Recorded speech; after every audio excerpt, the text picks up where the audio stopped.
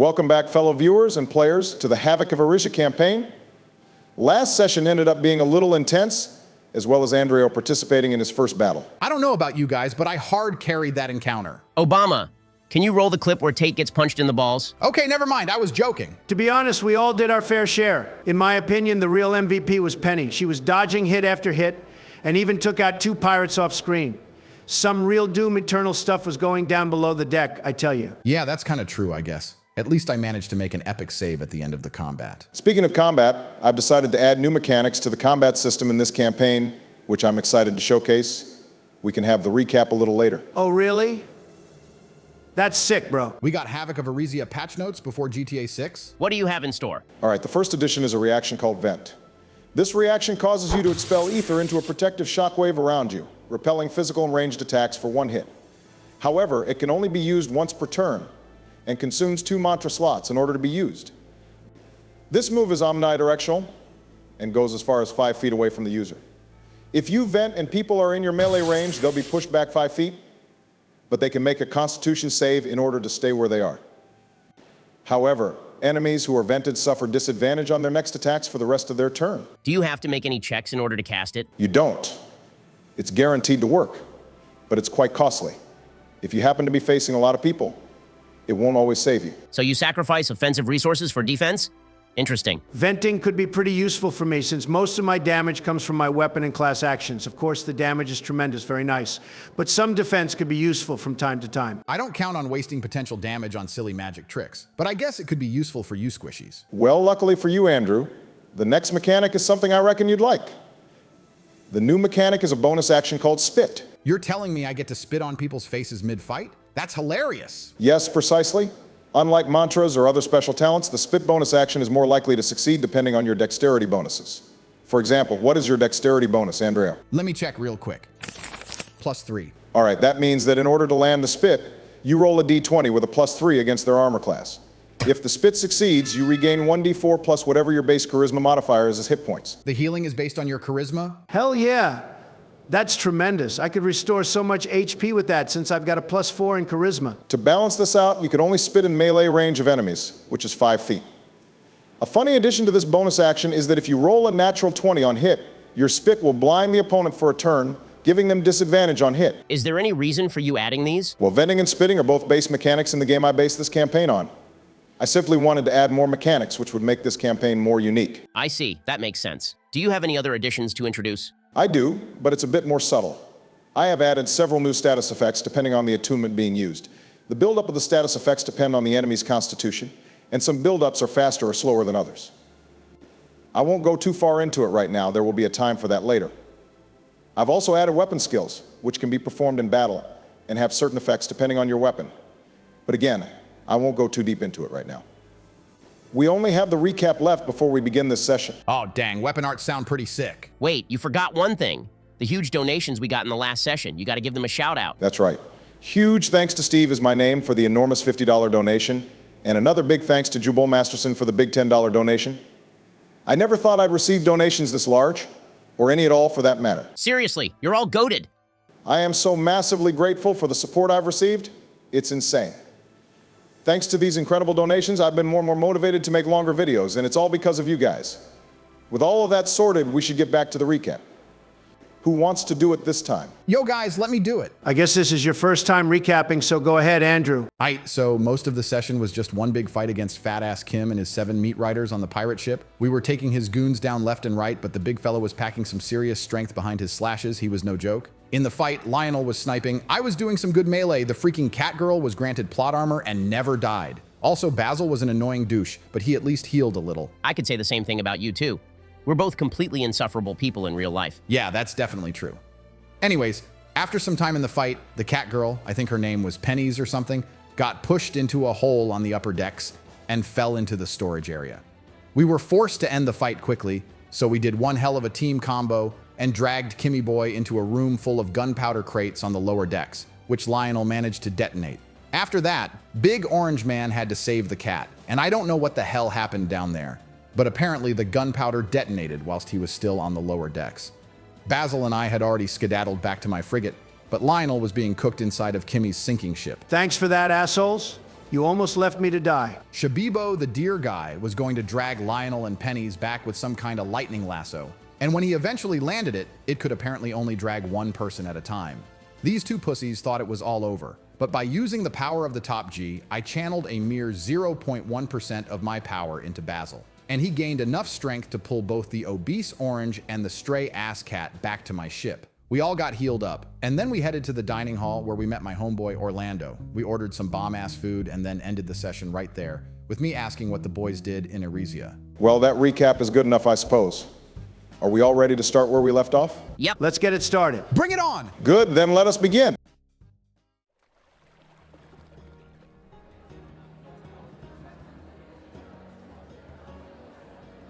All right, you won't believe this next part. Snake Eyes Jackie looks around the pissy cave and a damn squid man hops down from the ceiling and challenges him to a battle. A squid man? Like a squid with a man's body? That's absurd. You've got to be joking. Wait a sec. Is that why Jackdaw isn't here anymore? Did the squid dude kill him? Nah, that's for later. So anyways, the squid guy called Squib Hoss challenges little Samurai Jackie to a fight, who's scared shitless at this point. That's when I, the Rizzler, decided to take some initiative, and I challenged him to a dance battle in order to save Jackdaw's life. Now, there's no damn way. How the hell did he accept that? Basil, is this fact or cap? Fact. It may sound ridiculous, but it's actually all true. Bruh. That sounds so fun. I wish I was there. Anyways, we dance battled, and not gonna lie, Squib Hoss had some banger moves. Unfortunately for him, I hit him with a gritty so powerful it left him out of options. We dapped up, and after that, we became homies. Hell, he even saved our asses some time after that, but that happens a bit later. In the midst of your retelling, the same well-dressed Evresian waiter who took your order returns. This time they're balancing several plates with just their two hands. They strut with elegance, arriving at the table with the food you ordered a while ago. He places a large ceramic bowl in front of Basil, steaming hot from all the delicious brothy liquid inside. For Lionel, he is served a plate of delectable steak cuts, along with red wine sauce on the side, and golden brown crispy potatoes. Thank you, waiter. This food looks delectable. Thank you, sir. The waiter smiles and continues serving the food. Andreo is given a plate of fried lobster tails in a tempura fashion, along with a healthy side of greens and another glass of sparkling water. Thanks, my G. I think Andreo's got the best food here. That looks downright delicious. Andreo, you asked for the usual. Does that mean you always eat fried stuff? Yeah, what about it? That can't be good for your heart, dude. Haters gonna hate. Besides, a little cholesterol hasn't ever hurt anyone. The waiter bows slightly, but Penelope looks confused, not seeing her food arrive yet. Thank you for your patience. I apologize, however. We appear to be missing the, certain ingredient that the young missus requested. Oh wait, she ordered a damn fried seagull. That's right. Penelope pouts, visibly upset, her ears sagging slightly. How can you not have seagull? I see them everywhere I go. Penny, be nice to the kind waiter man. Oh, sorry, Mr. Waiterman. Why do you not have seagulls? Well, some folk around these quarters usually do not consume seagulls, so we don't keep them in stock. If we were to have some, I'm sure we could make your dish. The felloner suddenly stands up, her ears perking upright and her face beaming with excitement. Well, finding some isn't hard. I can show you how to. Pardon? She begins to run to the upper decks, urging the waiter to follow. The fancily dressed servant looks around and decides to follow her out of curiosity. So, is anyone going to stop her? Lionel, you should probably try to keep an eye on her. All right, fine. I'll make sure she doesn't do anything reckless. You guys can eat without me for now. Lionel begins to follow the excited felloner, who's at this point frolicking around the dining hall, searching for the upper decks. Both you and the perplexed waiter follow suit.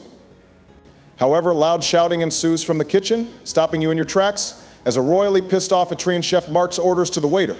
What in the depths are you doing, Argrin? We still have orders on the way, you bleeding twit. This imposing middle-aged man appears to be the head chef of the kitchen, clad in a brown and white chef's garment, adorned with a blue sash and a headband, keeping his spiky bleached blonde hair from drooping. You best have a good explanation for trying to sneak away during rush hour. Or do I need to bring the bread slices and remind you of what you are? No, chef, I implore you. I'm not an idiot sandwich. This young missus told me she had a knack for catching seagulls, and honestly, I just wanted to see how. That's the person that ordered fried seagull. Gods below, why can't people just order normal food around here? We've got sirloins, pheasant, and tuna aplenty, for goodness sake. All kept fresh with the power of frost draw. I was trained in the culinary arts. I'm not a fucking circus performer. Well, she promised to catch one for you to cook into a meal. Besides, their table was the last major order, and you look like you could use a break. The aggravated chef looks around, wiping away a bead of sweat from his brows. Indeed, the kitchen is at a standstill, with only a couple of chefs actually working, while the rest are in the process of cleaning. You know what? Fine. If she can catch one, then I'll cook it. Wilfred, get your wayward ass over here and take my place. I'm going on break to watch some punk wrangle seafowl with her bare hands. You're going to what? You heard me. Yes, chef. Sorry, chef. You watch as the chef moves out from his kitchen and treads towards the group of you. Penelope prances over to him with glee and politely shakes his hand, to which he appears to be confused by. Hello, Chef Man. My name is Penelope, and I'm going to teach you how to catch a birdie. Yes. The name's Lance Leshy. Pleased to meet you. Yes, now let's go. Excuse me, ma'am, the upper decks are that way. Oh, right, thanks, waiter man. Onwards we go. Oh boy, this is going to get chaotic, I just know it. You follow the wild girl to the upper decks, where you can see the setting sun just on the horizon, with the tranquil sky beginning to show its stars. The deck is empty, as all of the crew feast below. She stops and starts to scan the air, looking for any birds. Then she reaches into her pockets and throws out a bunch of stale breadcrumbs, which bounce and scatter across the wooden deck of the ship. Oh, come on, really? We just had that cleaned. Penelope moves back and hides behind a stack of crates, looking carefully. She hushes at the group of you, gesturing for you to lower your stature. Suddenly, a flock of seagulls approach the ship, and they land in a hurry, scarfing down the stale bread in a matter of seconds, blissfully unaware of the apex predator luring them in. In a flash, Penelope lunges forwards, grabbing 2 seagulls by the neck. The rest of the flock scurry, flying off in fear. With a simple flick of her wrist, she snaps the necks of the caught waterfowl, killing them instantly. She turns around and shows off her prey with pride, smiling ear to ear. Ta-da! That's how you catch a birdie. Huh, what? Gods below, I didn't think she'd actually succeed. Color me impressed. So now that we got some seagulls, could you cook and fry one for me, pretty please? Well, shit. That was the deal after all. Gonna have to sear this thing real proper. You've got no idea how many diseases these featherbrains carry. Not to worry. I've eaten plenty and I haven't gotten sick yet. Well, that's good. At least you know the importance of cooking them through and through. Lance approaches Penelope, and she hands him the 2 birds she caught. Oh, I don't cook them at all. They're super tasty just the way they are. The feathers are pretty tough to eat, though. They get stuck in my mouth. The chef, now staring in silence, decides to not speak, lest he risk his sanity even further. He simply turns around, walking back to his kitchen to finish the bizarre order. The waiter follows suit, continuing his job. Pretty impressive stuff, Penny. I don't think I could move that fast, even if I tried. Thanks, Boomstick. I've had a little practice. How about we get back down to the others? I bet they're waiting patiently for us. Suddenly, you hear an odd splashing in the waters below, prompting you to investigate. Well, that's strange. I'll go have a look. Roll a perception check. I got a 6. I'm guessing that doesn't cut it. As you look over the handrails, you see nothing below, just frothing white foam from the waters. What is it? What did you see? Oh no, it was nothing. Let's head back. So, Andrea, how do you afford all of this? You know, the ship, the crew, the fancy food. You can't be earning all of this from just bounty hunting. What kind of snake oil are you selling to earn you this much money? Well, I'm selling a course, which the crewmates pay for. A course? What are you teaching them? Well, I call it the Rushlers University. The crewmates pay for a course in order to develop into independent captains by gaining experience working on a real ship. Wait, so are the crewmates you just snatched from Chimera also expected to pay for the course? I'll make an exception for them for now. I'll find a way to squeeze money out of them eventually. Oh, all right, so are they learning anything useful on this course? I'll lean forwards and whisper to Basil. See, that's the funny thing. They don't learn shit. Not only do I get free crewmates, they're the ones fucking paying me. I've been conning these idiots for years, all whilst they refer to me as their top G. What?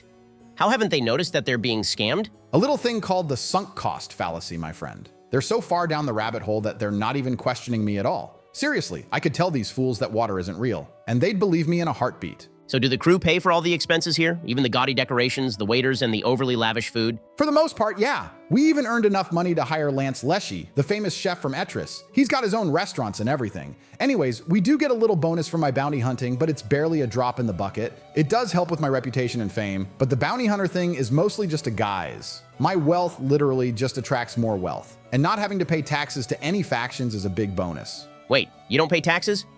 Is this even legal? Ha! Not legal nor ethical in the slightest, but who's gonna stop me? Which faction has the balls to send someone to arrest me? Well, damn, how did you start all of this? Or did you inherit it? It's a long story, so I'll wait until the others get here so I can tell y'all everything. Just then, Andrea spots his head chef, Lance Leshy, with a baffled expression, carrying 2 seagulls back to the kitchen. No way, did she actually? It was only a matter of time. Down from the staircase, Lionel and a satisfied-looking Penelope approach your table. How convenient. I was just about to share something with you guys. Although I think it's best if we eat first, you still have some more of your stories from Erisia to share. All right, tremendous. I hope the food's still warm. Penny's still waiting for her order, though.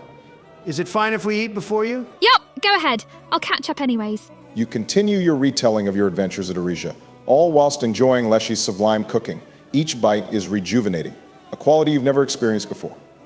You go over the perilous Acid Cave incident, the records of the cruel dupe, the battle against the Megalodon, the Temple of the Forgotten Flame, the chaos at the bandit encampment, and with the final encounter against the sadistic Kelzin. A fight where you suffered 2 tragic casualties.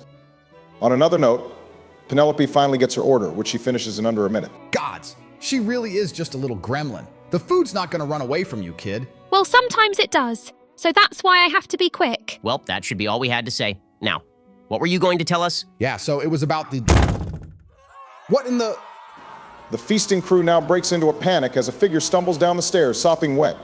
You recognize their hefty frame immediately. This is Captain Chimera, and they're back with a vengeance.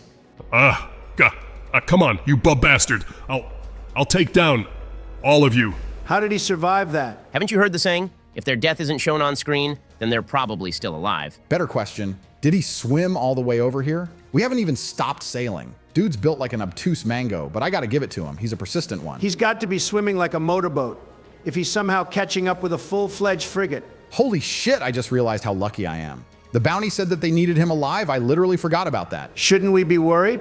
He's alive, and we could barely defeat him with all 4 of us. I don't know about that. He looks pretty exhausted. Chimera lazily unsheathes his cutlass and waves it around. The panic stops when the crew realizes that he's too tired and injured to hurt anyone.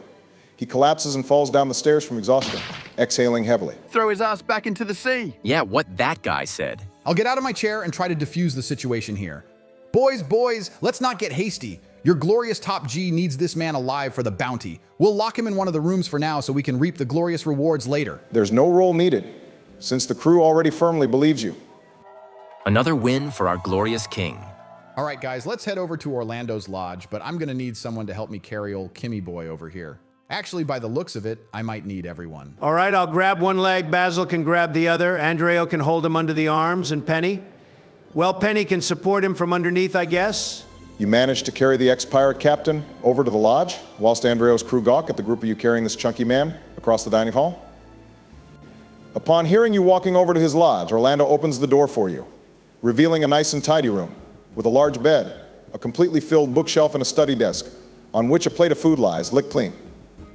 As he opens the door, he's startled by the 4 of you carrying a sopping wet man to his living space. Whoa, what's happened here? Did you fish him out from the waters or something? Nah, he swam to our boat. This is Chimera, the captain we fought. Oh, yes. That's right. I barely got to see the fight. He must be quite the swimmer if he somehow managed to catch up to us.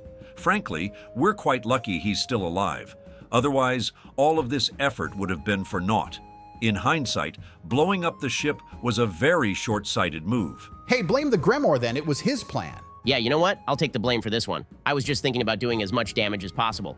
Also, you've got a nice room, Orlando. Looking real studious. Aye, thanks, Basil.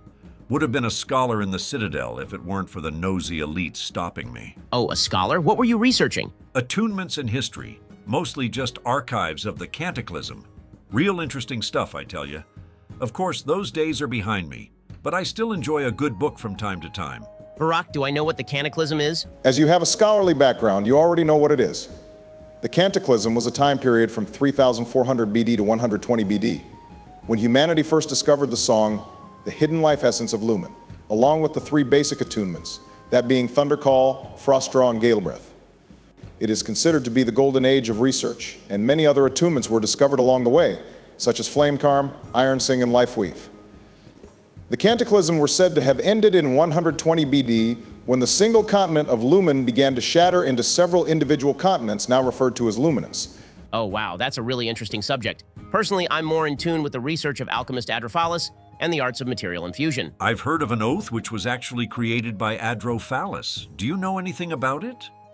Sorry to interrupt you guys nerd bonding, but can we please put this guy down already? Yeah, my arms are getting sore. Oh, that's right. It's sort of awkward to hold him like this. Ew, yuck! There's water dripping on me. It's about time we place him down. So anyways, back to the explosion thing. I don't think you did any damage to him at all. Do you see any scorch marks on the guy?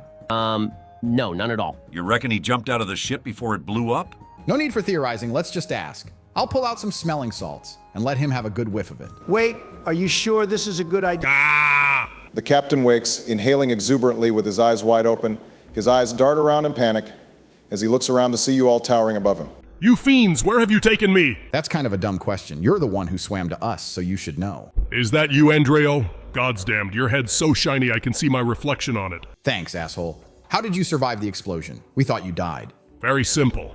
I detonated my crystal fissure in order to distract you guys, and then I used my ruby lancer in order to smash through the walls and escape into the water. You did sink my ship, though. Lucky bastards. And you sunk our boat too. It was an eye for an eye.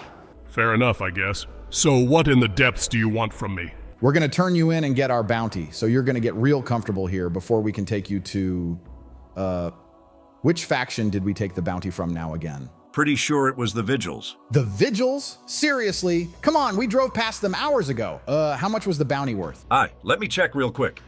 650 notes. Greedy ass Vigils. Ugh, that's just not worth it. They can keep their money. That's some bullshit. I'm worth way more than 650 notes. My ship alone cost 1,800, and now it's probably sinking to the first layer of the depths. Wait, what are the depths? What? Yeah, the first layer of the depths, what is that? I keep hearing people talk about it. Gods below. I knew the summer company grunts were mindless, uneducated, slobbering do-nothings. But you've taken it to a whole different level. Just for your information, Donald, the depths are basically the layers of hell, with the first layer being right under the ocean. This is common knowledge in this world. Even little kids know what the depths are. You did read the lore document I sent you, right? Oh shit, so that's what that was. Are you kidding me? Even I read that shit. Dude, Donnie, saying that you don't know what the depths are is like saying you didn't know caves existed. Donnie, I sent that document back in session 5, since you all needed the extra knowledge going forwards. People who die unnatural deaths in the overworld get sent to the first layer of the depths, which is under the ocean, with a small chance to escape. Wait, doesn't that mean that Joe and George could be down there? Even the emo hat guy, Calzine, too. Holy shit, my dead wife might still be alive. Ben, why the hell didn't you tell me? Well, we thought you had at least skimmed over it, so I didn't bother telling you. Besides, it had kind of ruined the immersion, which we are literally doing right now by discussing it. Bro, I need a minute to process this. So, are we ready to continue? Yeah, sure. Go ahead. Orlando stares at Lionel with a bewildered expression, trying to make out if the Knorr's question was genuine or just for laughs. Ah, come on, Catman. I'm just pulling your leg. Of course, I know what the depths are. I went to school too, you know. Roll a persuasion check, because he's pretty convinced that you're just a straight-up dumbass. That's a 14. Hopefully that'll change his mind. Ah, good. I had a feeling you were bluffing. Anyways, where were we? We were talking about how bullshit this bounty mission was. So what do we do with him? He seems like a capable fighter, considering he was able to put up a good fight against you and the others here. What if he were to join us? No, I'll never join you bastards. My conviction will remain stalwart, and I'll never become a blade of my enemy. We earn over 7,000 notes per month. Damn, where do I sign up? Right here, matey. Welcome to the Gilded Bug Hotto. That's the name of the ship, by the way. We might have to, issue an announcement to some of our sailors, since your old crew is now working for us. They might not be too stoked about having their old boss here. Ah shit, that's gonna be incredibly awkward. Well, I'll join you if only I get some of that cash. And also, I require cheese by the bucket loads. Cheese? I fucking love cheddar. Don't we all? See, the fancy man gets it. Also, Kimmy, what in the depths is your attunement? I've never seen anyone attack with crystals before. Oh, this? The captain conjures a small spinning ruby from the palm of his hand. By technicality, this is frost draw. That ain't like any kind of ice I've seen. The tall felloner rubs his chin, and his eyes narrow a tad bit, inspecting the technique. I think that's glass dance, which is an offshoot path from frost draw. Instead of freezing objects or people with shards of ice, glass dancers grow unstable glass-like crystals, which explode violently and cause blood loss. He must have learned it from another glass dancer in the East. You're half right about that. I tried to learn it from an old master, but the geezer told me I wasn't worthy, so I gave him the middle finger and learnt it myself without any teachers. It was surprisingly easy to learn, actually. Dang, Orlando, how do you know so much about attunements? Didn't I say I studied the Cataclysm? I've got a knack for these sorts of things. Yo, Orlando, do you reckon we could sell fake crystals to earn shit tons of notes? I'm pretty sure glass dancer crystals disappear after a short while. Besides, any antiquarian worth their salt could easily tell that it's just glass. Not every antiquarian thinks that far, though. I've fooled many. All we've got to do is to sell them and get our money before they disappear. How do you think I could afford my ship? Yep, we're totally hiring this guy. Wait, what are we even here for? Andrea, weren't you going to tell us something? Crap, I don't even remember anymore. Screw it, do y'all just want to sleep? I'll have to commandeer the ship all night until we reach Summer Isle. Yeah, screw it. Let's just sleep. I also want to sleep. A long rest would hit the spot right now. We've been through a lot today. Well then, mateys, enjoy your rest. Andreo, show these lads the way to our lodgings. There should be one with 4 beds. Wait, where am I supposed to sleep? Sleeping in their room would be kind of weird. I barely know them. The communal sleeping area is 1 floor below us. Communal! I'm going to get strangled to death in my sleep by my old crew. Ha ha ha ha ha! I'm joking, lad. Andreo, show Chimera the single bed lodgings. All right, will do. The entirety of the group makes their way out of Orlando's lodge, with Andreo Kodoff leading the way to the other rooms. After a short walk down the hallway, Andreo shows Chimera a room to the left. As he opens the door, the inside of a finely decorated room reveals itself, containing a large bed, a desk, and a bathing area. Wow, this room is somehow better than the one I used to have in my own ship. Aight, Kimmy, here's the key, and there's towels inside of the room. Go dry yourself off a little. Thanks, it's pretty wild that we went from mortal enemies to basically comrades in the span of like 5 minutes. The wonderful blessing of money, ain't that right? Preach it, brother. Anyways, I'll see y'all again when my crew is slightly less inclined to butcher me. Well then, boys, just follow me for a little bit longer and I'll take you guys to your room. After a brief stroll, Andreo stops and opens a room to the right, revealing a moderately large room containing 2 bunk beds and a small desk, along with oil lanterns for lighting. Well, I hope this is fancy enough for you guys. I'll throw them the keys to the door. Enjoy the night and don't let the bed bugs bite. Wait, there are bed bugs here? Ha! No, but it'd be really fucked up if we did. Anyways, you guys get free breakfast tomorrow and we'll probably reach Summer Isle by noon. I'm gonna go chug some tonics to keep me awake for the whole night. Wait, before you go, do we have to pay you anything for this? Nah, bros. With your help, we now have a potential money printing machine on our hands. In fact, I'm probably the one owing you. I'll make sure to give you guys a little something for your troubles. Dang. Didn't expect you to be so generous. Hey, I didn't get rich by giving away a bunch of loot, so don't expect me to be giving away free stuff all the time. Well, sleep tight. Well then, I guess it's about time we hit the hay. Also, dibs on the bottom bunk. Well, shit, dibs for the other bottom bunk? Yay! I get to sleep high up. Oh, looks like calling dibs wasn't necessary in the first place. Penelope eagerly climbs one of the ladders and throws herself onto the bed, giggling with glee. Wow, it's so soft and squishy. I've never gotten to sleep on something this fluffy before. Wait, really? Have you not slept on a bed before? A bed? Is that what this is called? If it is, then no, I haven't. First it was hay and sticks, and then it was moss and leaves. But this is something completely new. This one's made out of cushioning, so it'll be a little bit different. And also feathers, sort of like the birds you tend to eat. Delicious. Hey, don't eat the mattresses. There's no food in there. Or at least, I don't think so. Heh. No, I was just kidding around. I'm gonna go sleep now. Ha, all right. Well, Lionel, I guess we should do the same. I'll get myself to bed and wrap myself with the blankets. Fine by me. It's been a tough day. Good night, guys.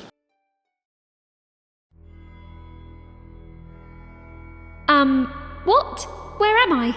Why is it so dark? Hello, other self. Huh? Who are you? Oh, please, don't act like you're unaware of me. I've been with you for a long time. I'm your other self, the one you refuse to acknowledge. What do you mean? I've never met you or seen you. Well, of course you haven't seen me, silly. I exist in that little dog tag of yours, forever soulbound to you. My necklace? You live in there? Yes, and I'm tired of being stuck there. I want you to release me from my shackles every now and then, just like you did below deck at the pirate's ship. Oh, the ship? The big fatty ship? That's right. When I'm unrestrained, you're capable of such excellent violence. Bludgeoning, slashing, gouging. Oh, the gouging. Wouldn't it feel incredible? To let yourself go once more? No, I don't want to. How did you even get trapped in my necklace? Ha ha! That little torturer, the man with the ebony locks did. His little shadow-casting medallion experiment split your psyche into you and me. He wanted to test the results and used a convenient guinea pig in order to analyze the effects without harming himself. And, well, you know who that little test subject is. But why do I not remember any of the ship stuff? I thought you would have put 2 and 2 together by now. Your necklace has a sealed mantra inside of it, his little experiment. The side effect happens to numb your mind extensively. You'll lose more and more of yourself each time you're forced to use it. But why does it matter? Your life is meaningless. Indulge a little, why don't ya? No, I refuse. Stop resisting your urges. You'd be dead without me. Nothing will change because at the end of the day, you'll be dead with no one to miss you, no legacy to carry on. Eventually, you'll be a shell of your former self. You'll have inherited more from me than your own parents. No, I know. Stop. Get out of my head. Ah! Oh, it was just a nightmare. Ha! You wake to the sound of creaking wood and splashing waves, with the piercing light of dawn shining into your room. You all seem to have slept well, except for Penelope, who appears to still be a bit sleepy. She groggily scratches her eyes and looks down to see both Lionel and Basil awake and ready. What's the matter, Penny? Did you not sleep well? No. I had a strange dream. A nightmare. A nightmare? What happened? I don't really know. I don't tend to remember my nightmares either. How about we get some breakfast instead, to take our minds off things? All right. Breakfast sounds good. You all make your way out of your comfortable cabin and into the dining hall once more. The area is now filled with hungry sailors, feasting on all sorts of food. You spot Orlando filling up a large plate with various food items, and he looks over to you all, waving a casual hello. Top of the morning, mateys. Did y'all have a pleasant slumber? Basil and I did, but Penny sure didn't. Nightmares and that sort of stuff. Ah, that's unfortunate. If you could do me a favor, could you grab this plate and give it to Andreo before you eat? He's been up steering the ship all night, and I think he could use a little food to keep him going. It's only about 3 hours left before we arrive, but I ain't risking showing my face anywhere near the surface. Better yet, how about we all take food and we eat above deck instead? Some fresh air would always be nice, and maybe we could see some of the scenery. Aye, that works for me. All right then, guys, let's fill up on some grub and check up on Andreo. Basil, Lionel, and Penelope all fill their plates with sundry food items, such as fried eggs, sliced meats, bread, and berries, all freshly prepared from the kitchen. You march up the stairs to the upper deck whilst carrying your food and into the helm, the morning breeze flowing softly. You spot an exhausted Andreo with large bags under his eyes, carefully steering the ship, staring right ahead until he spots you all. Oh, thank fuck, finally someone to talk to. You have no idea how boring this is. Yo, did you bring food for me? You shouldn't have. You've been hard at work, and Orlando told us to bring you some chow, so here we are. Also, if you don't mind, we'll be eating up here with you. Being down below deck is fun and all, but we'd like some sunlight from time to time. I don't mind at all. Let me just grab a bite real quick. So much better. By the way, Andreo, I have a question. How come you're also heading to Summer Isle? Do you have stuff to do there? Sorta. I've been there once before. Usually, Orlando and I just sail from the Isle of Vigils to Etris in order to claim new bounties and convince more idiots to join my crew. Although, as you might have heard, the rewards are becoming shittier and shittier, and upon hearing that you guys are heading to Summer Isle, I thought that we could perhaps get some better rewards for our efforts there, since the Summer Company seems to be pretty rich. You'd be totally right in your judgment about that. We earn hella notes selling firearms. I'm heading over there in order to finish my mission. I don't know about Basil, though. Where are you going to go after Summer Isle? I'll probably just be at Summer Isle for one night, then I'll have to head over to Aratel in order to get back to my teacher, Sia. She's going to need these blue cap fragments for her experiments. Aratel? Damn, that's kind of far away. Not really. Only about 2 days if the ship's not moving at a snail's pace. A shame to see us go separate ways. We made a good team, you and I. Me too. I'm also a part of the cool team. Ha, you sure are. Also, Andreo, do you remember what you were trying to say yesterday? Huh? Oh, that's right. I was going to tell you guys how I got this ship and all that. I'll keep it short. Basically, I was born in Etris and was a shitty no-named bounty hunter for a long time, barely scraping by. All until one day, 2 years ago, where I accidentally caught a legendary thief called Emiya Konga, who was literally a living legend. Now, I usually don't tell people this part, but he actually surrendered to me without a fight, because he wanted to atone for his crimes and spend time in prison. Of course, catching an infamous criminal does grant you a huge amount of fame and money, and I decided to take advantage of that fame. I contacted an old friend who had helped me out back when I was struggling, a grizzled yet optimistic ex-pirate captain who was hiding from the Central Authority. You guys might know him as Orlando. I proposed a plan to him, which he accepted gracefully. We bought an old frigate from the cash I earned from my bounty, and we pimped it up to 11. Basically, he'd be the one running this shit, you know, being the actual captain, while I lure a bunch of idiots to work for us and earn money from them. Wait, so you're not the captain? Hell no. I had no idea on how to steer even a dinghy before Orlando taught me. Of course, I can't tell the crew that, since I have an image to uphold, as some sort of bounty hunter god. So you're telling me you're a cheat? A charlatan, even. A pretender, perchance? A big stinky doo-doo head. Okay, maybe not that one. Yeah, that is precisely what I'm saying, but who cares? I earn so much money that I don't even care that I'm not in charge. It's probably better this way too. He makes it way easier. Where did you learn your martial arts from? A long time ago, back when I was foolish, I got duped into some course thinking that it would make me a great fighter, taught by some teacher from the Central Luminant called Pollux Keshiki. That asshole drained so much money that he's the whole reason I was an impoverished bounty hunter in the first place. But you did learn martial arts, though. That I did. It didn't make me a great fighter, but it made me all right enough. That teacher gave me the idea for Rushler's University, so I might owe him a thanks for the inspiration. Wait, so instead of preventing others from having the same fate as you once did, you just scammed people yourself? Yup, I've been duped for long enough, and now it's my time to be the top dog. I respect the grind set. You've managed to amass a lot of wealth with this little scheme. Thanks. Oh yeah, speaking of wealth, I think it's time you get your rewards for helping us get Chimera on the crew. Here, have a little pocket money for Summer Isle. 300 notes each should be fine. 300? Damn, that's huge. Thanks, bro. I've got 375 notes in my inventory now. I must say, 300 notes is a very generous amount. As you all receive your payment, Penelope looks at the coin pouch containing silver coins with musical notes etched into them, befuddled. What does this do? Cold, hard cash. That's what that is. You can buy stuff with it in exchange for those coins. Cool. By the way, Andrio, do you happen to have any monster parts? Okay, well that's suspicious as shit. What would you need them for? My class path allows me to create potions with monster parts, so I was wondering if you perhaps had some scraps somewhere, that's all. Dude, you should have just said that from the get-go. Okay, so not too long ago, we had an encounter with a loathsome beast. Orlando called it a razorfin lionfish, or just a razorfin for short. A big-ass fish, the size of a small building, equipped with a huge maw capable of turning heavy armor into scrap, and with scales rivaling steel all over its body. Barak, could I do a nature check to see what I know about this creature? Yep, go ahead. Remember, you have a +4 bonus in nature checks due to your wild chemist class path. Oh yeah, that's right, and it becomes a +8 with my standard intelligence bonus. 25 on my nature check. Oh great, we're about to have an entire cutscene here. Deep razorfins are terrifying aquatic beasts heralding from the first layer of the depths. They are over 20 feet long and 10 feet wide. Razorfin lionfishes are similar creatures in the same subfamily of Saltorian apex predators.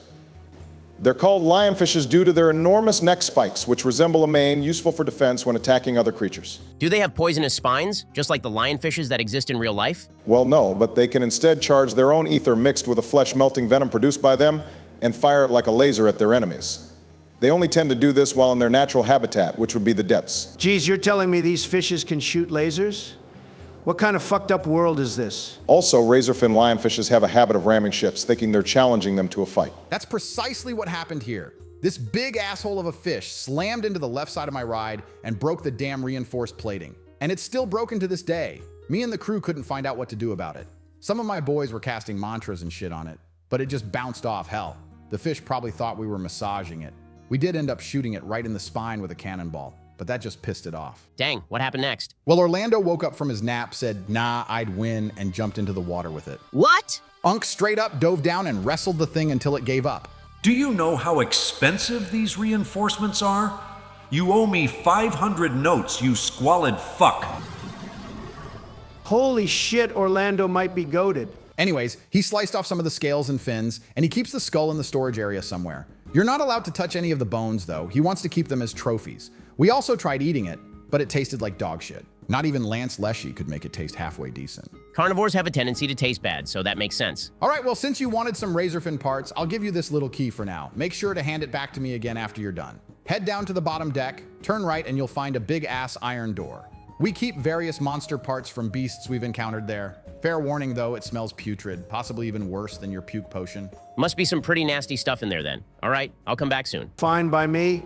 I'll just be chilling and eating with Penny and Andreo up here. Okay, Basil, you begin to head down to the bottommost section of the frigate, walking down the various staircases. Actually, Obama, I'd like to stop by Orlando first. I have a question to ask of him. All right, as you look around the dining halls of the first floor of the bottom decks, he is nowhere to be found amongst the crowd. Only groups of chatting sailors enjoying their late breakfast. He must be inside of his lodge then. I'll take a little detour and head over to his room. Basil strides with determination to the real captain's lodge, walking past the crowded dining halls and corridors. You finally locate his lodge, and on the door you see a detail you didn't notice before.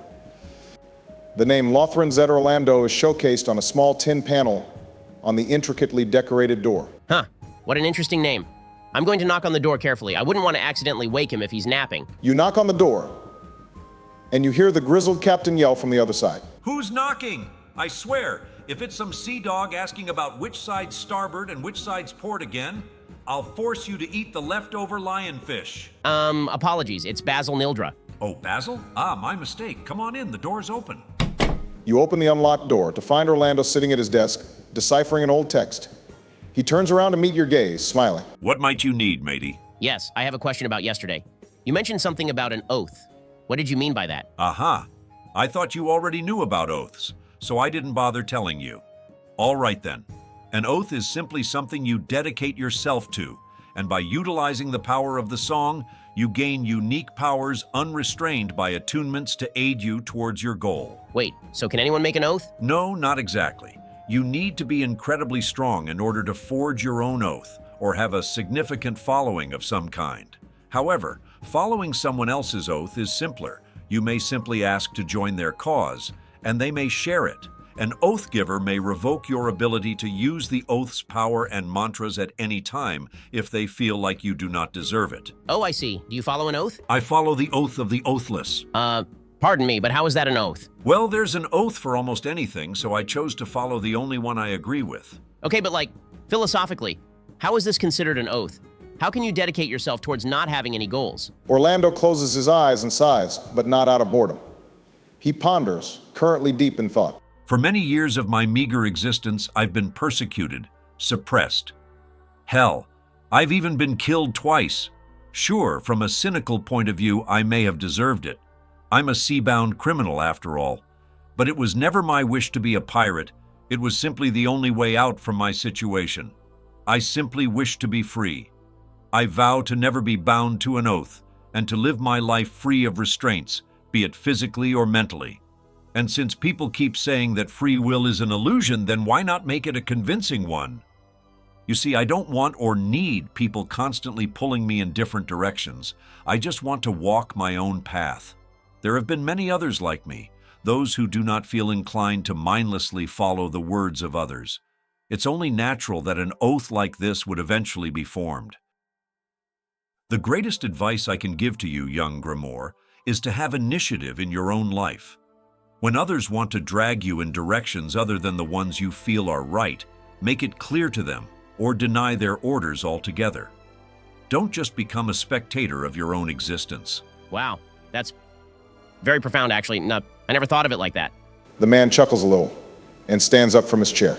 I might not have taken a major in Markorian philosophy, but I hope I've at least got my point across. Well, damn, I was just here to ask a simple question, but I feel like I've gained a new perspective on things as a whole. Aye, such is life, matey. Well, thank you for answering my question, Orlando. No problem, Basil.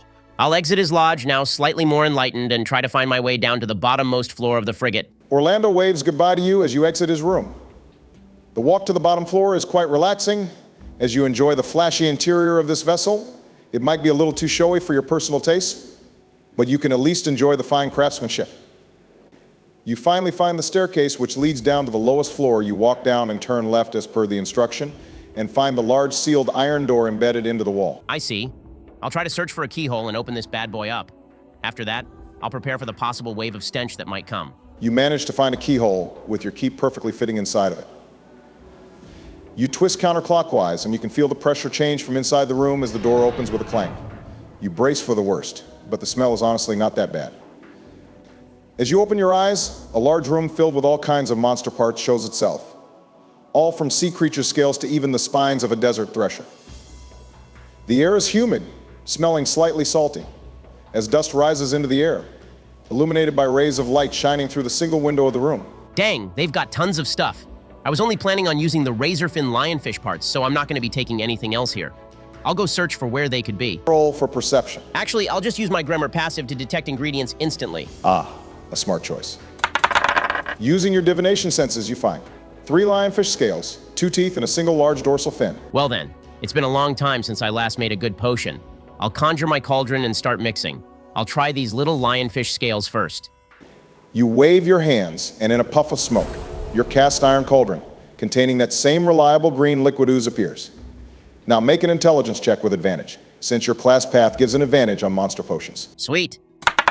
21, so that's always great. You begin with the tough lionfish scales, throwing them into the liquid. It begins to bubble rapidly, almost overflowing with foam, but it quickly calms. The sludge is now transformed into a beige concoction, with tiny chunks of scales still floating around, unable to be broken down by the heat. You scoop up a flask worth of liquid and bottle it. The scales swirl around in the potion, sort of like a snow globe. Well, I guess that's all. Time to analyze it. Not quite. The massive dorsal fin is too large for your cauldron, but it can be chopped into pieces. For that, you'll have to roll for athletics in order to properly sever it. You do have a greatsword, though, so I'll give you an advantage on this roll. Huh, cool. Had a feeling this had a use. Let's see what Lady Luck has in store for me. A 13, does it pass the check? It just barely does. You drag the massive dorsal fin to the floor and bring your Zweihander high into the air and crash down on it. The tough fin puts up a lot of resistance, but it ultimately yields and breaks. You repeat and are now left with 3 pieces of cut lionfish fins. All right then, I guess this will be the actual final potion. I'll plop the 3 pieces into the cauldron and see what happens. That's an 18, neat. Basil, you insert the chopped up fins into the swirling liquid of the cauldron, and it begins to fester in a strange way. The liquid now divides into 2 colors, a charred dark brown and a brilliant white. The shining white rises to the top of the cauldron, reflecting an oily, slick light back to you. Guess I'll have to fit both liquids in the same potion. Indeed, Basil dips his flask into the cauldron and raises it, now filled with the paired colors. The white liquid seems to be an oil of some kind, which is why it rose to the top. You do not know what part of the dorsal fin's composition contains such an ingredient, as not many have tried making potions with animal parts before. Intriguing. Could I make a check in order to see what these do? Sure, roll for nature. A 17 on my first one, but only a 7 on my second. Upon closer inspection, you recognize the beige scaled concoction as a sort of resistance potion, gaining some of the resistances of the razorfin lionfish itself. Consuming this will up your armor class by 1 and make you take 3 less points of damage from all piercing, slashing, and fire damage for 10 turns. 10 turns? Wow, I really made a masterpiece here. What about the second one? The Twilight Remedy confuses you. You have no clue as to what it could do, or if it's helpful or detrimental to ingest it. You do have a certain feeling in your gut that it's somehow transformative. That's ominous. Reminds me of the Mindbreaker venom I brewed some time ago. Well then, I'll recall my cauldron and head back to the others. Oh, and I'll make sure to shut and lock the iron door to this place too. Oh, I see land in the distance. Could it be Summer Isle? Huh? Oh, no, that's not summer.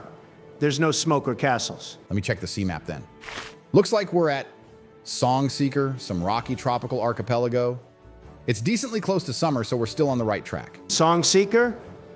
Nice, only a couple minutes left. As you guide the frigate through the terrain, avoiding all cliff sides and sharp edges, you see the strange folk of Songseeker. People adorning simple garments, paired with single-colored masks. They sit, meditating, but you notice their heads following you. You feel a chill run down your spine as if they're staring straight through your soul. You hear a strange whisper resonating from the inside of your head. Attunementless abomination.